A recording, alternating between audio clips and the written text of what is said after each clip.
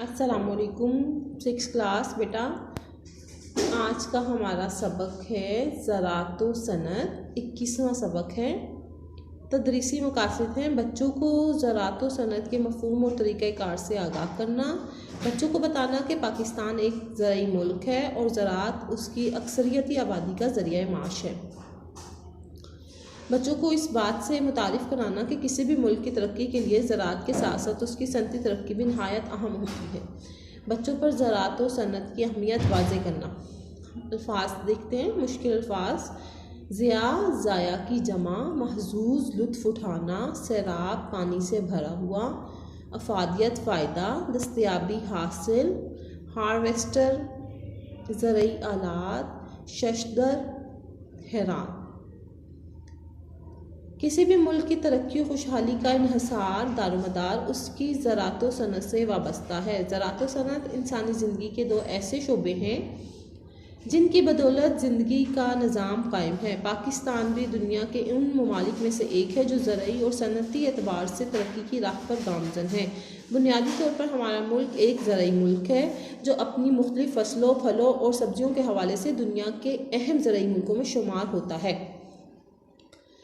कदीम ज़माने में, पुराने ज़माने में दूसरे मुल्कों की तरह हमारे यहाँ भी ज़राअत के पुराने तरीके जारी थे। इस तरह वक्त और मेहनत का ज़िया भी होता था और फसलों का मयार और मकदार भी तसल्ली बख्श ना थी। ज़माने के बदलते हुए हालात और साइंसी तरक्की की बदौलत ज़रई दुनिया में एक इनकलाब आया जिसकी वजह से कम वक्त और थोड़ी मेहनत से ज़्यादा पैदावार का तस्वुर सामने आया। पैदावारी अजनास में ख़ासी तरक्की देखने में आई। नए नए आलात, जदीद तरीक़ाकार, बीज, खादों और जरासीम कश अद्वियात की बदौलत ज़राअत के शोबे ने एक नया अंदाज़ अख्तियार किया। इसी तरह साइंसी तरक्की के तोफ़ैल पानी की अदम दस्तयाबी का मसला भी काफ़ी हद तक हल हो गया। मसलन इब्तदा में किसान सिर्फ बारिश के पानी पर इन्हिसार करते थे, लेकिन आज नहरी निज़ाम, ट्यूबवेल और कारेज़ वगैरह की वजह से पानी की अदम दस्तयाबी मसला नहीं रही।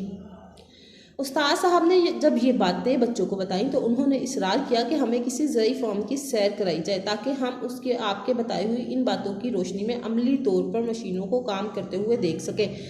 बच्चों के शौक़ को देखते हुए उस्ताद साहब ने हेड मास्टर साहब से इजाज़त ली और शादाब ज़रई फार्म के मैनेजर को ख़त लिखा। ख़त में इस ख्वाहिश का इजहार किया गया कि हम आपके ज़रई फार्म के मुतालाती दौरे पर आना चाहते हैं। हफ्ते अशरे में ज़रई फार्म के मैनेजर की जानिब से दावतनामा मिल गया। ज़रई फार्म की सैर के लिए एक तारीख़ मुकर्रर की गई। बच्चे फार्म देखने के लिए बेचैन हो गए।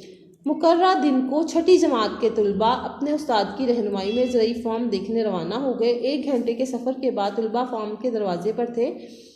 ज़रई फार्म के दरवाजे पर मैनेजर और उनकी टीम ने बच्चों को खुशामदीद कहा और उन्हें फार्म के अंदर ले गए। मैनेजर साहब ने 10 मिनट तक बच्चों को फार्म में उगने वाली फसलों, फलों और सब्जियों से आगाह किया। उन्होंने बच्चों को ज़रई आलात के मॉडल भी दिखाए जो मुख्तलिफ फसलों की बुवाई से लेकर उनकी काश्त और कटाई तक के मराहिल में मुआवन साबित होते हैं। मैनेजर साहब ने जदीद ज़रई असूलों की वजाहत नहायत आसान और दिलचस्प अंदाज में की। इस तारुफ़ी नशिस्त के बाद 2 रहनुमाओं की निगरानी में तलबा को फार्म के अंदर भेजा गया। उन रहनुमाओं ने बच्चों को दिखाया कि ट्रैक्टर ज़मीन में किस तरह हल चला रहे हैं और बुवाई कर रहे हैं।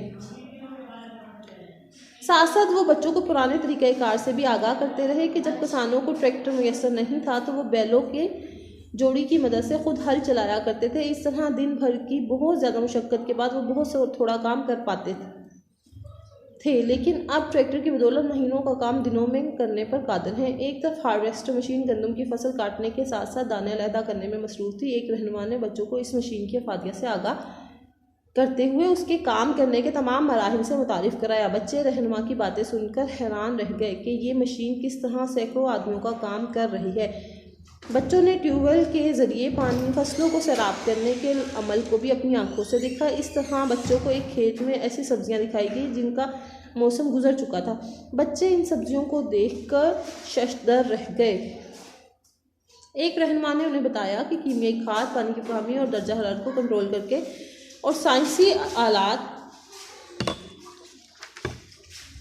के इस्तेमाल की बदौलत अब हर मौसम में हर सब्जी को उगाया जा सकता है। बच्चे नए आलात और जदीद तरीक़ाकार को देखकर महसूस हुए। खासी देर फार्म में ज़राअत कारों के दरमियान रहकर उन्होंने इंसानों की जगह मशीनों को काम करते देखा और उनके तरीक़ेकार से आगाही हासिल की। वो अपने खुश थे कि उन्हें वक्त गुजरने का एहसास ही ना हुआ। अब वो थक चुके थे, लिहाजा उन्होंने वापसी का प्रोग्राम बनाया। मैनेजर ने बच्चों को खाने के लिए लंच बॉक्स दिए। मज़ेदार खाना खाने के बाद वो वापसी का प्रोग्राम बना रहे थे कि मैनेजर ने उस्ताद साहब को बताया कि जब आपने बच्चों को ज़रूरी फार्म की सैर करानी है तो साथ ही मेरे बड़े भाई की शुगर मिल की सैर भी करते चलिए। उस्ताद साहब ने बच्चों से पूछा कि क्या वो शुगर मिल की सैर करना चाहते हैं या नहीं। बच्चों ने एक ज़ुबान होकर कहा कि वो शुगर मिल देखने चलेंगे। ज़रूरी फार्म से शुगर मिल का फासला कुछ ज़्यादा ना था, लिहाजा बस में जाने के बजाय बच्चे मैनेजर और उस्ताद साहब की निगरानी में पैदल रवाना हुए। चंद मिनट के मुसाफत के बाद उन्होंने अपने आप को शुगर मिल के सामने पाया। मैनेजर ने अपने बड़े भाई के बारे में पूछा तो एक मुलाजिम ने बताया कि वो तो शहर गए हैं। मैनेजर ने इस मुलाजिम से कहा कि ये बच्चे शुगर मिल देखने आए हैं, इन्हें दिखाया जाए कि किस तरह गन्ने से चीनी बनाई जाती है। बच्चों ने देखा कि एक तरफ गन्ने के ढेर लगे हैं और मशीनें अपने काम में रवां दवां हैं। बच्चों को बताया गया कि ट्रकों के ज़रिए ज़रूरी फार्म से गन्ने को यहाँ लाया जाता है और इसे जदीद मशीनों में डाला जाता है जो बड़ी तेज़ी और सफाई से गन्ने का फोक और रस अलग अलग कर देती हैं। फोक को सूखने के लिए एक तरफ डाल दिया जाता है जो बाद में ईंधन के तौर पर इस्तेमाल होता है। रस को जदीद तरीन प्लांट के ज़रिए चीनी में तब्दील कर दिया जाता है। बच्चे ये मंजर देखकर बहुत खुश हुए। बच्चों को घूमते फिरते मशीनों को देखते और परिंदों से सवाल जवाब करते खासी देर हो चुकी थी और वाकई वो बहुत ज़्यादा थक चुके थे। उस्ताद साहब ने वापसी का ऐलान किया तो वो खुश दिली से बस में बैठ गए। उस्ताद साहब ने मैनेजर का शुक्रिया अदा किया। उनके ताउन से भी बच्चों को ना सिर्फ ज़रूरी फार्म बल्कि शुगर मिल देखने का भी मौका मिल गया, जिससे बच्चों की मालूमात में खातर खा इजाफा हुआ। बेटा आज हमने इस सबक की पढ़ाई की है, अब हम इसके अल्फाज मानने और मश्क करेंगे इंशाल्लाह।